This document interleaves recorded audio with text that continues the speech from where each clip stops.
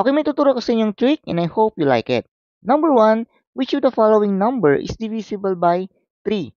Pag 2 digits number or 1 ay madali lang. Like 27, basically, divisible by 3 yan. 18, 9 ay madali lang po. What if naman kung malaki ang mga number tulad ng ating mga choices? Okay, so ganito po yung technique. Sa letter A, 644, ang gagawin lang po ninyo, pag-addin nyo po yan isa-isa. 6 plus 4 plus 4 is equal to 14. So itong 14, basically, hindi po yan divisible by 3. So mali na tong letter A. Ganun po yung technique. Sabi naman tayo, 1 plus 3 plus 2 plus 2 is equal to 7.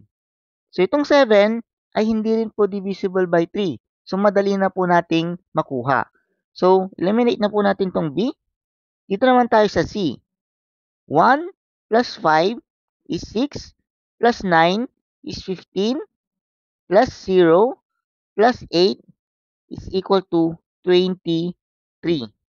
So itong 23, hindi po siya divisible by 3. So mali itong letter C. Next, itong D.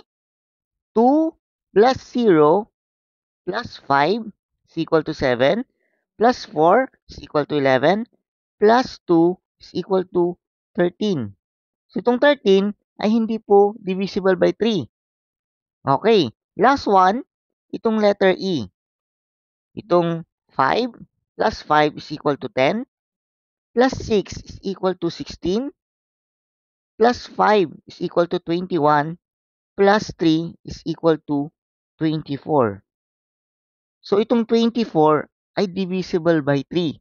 Kasi 24 divided by 3 is equal to 8. Wala pong remainder. Pag sinabing divisible by 3, dapat ang result niyan walang remainder. Therefore, the answer here is letter E. At ganun lang po yung technique. I hope you got this one and follow for more tips and tutorials. God bless!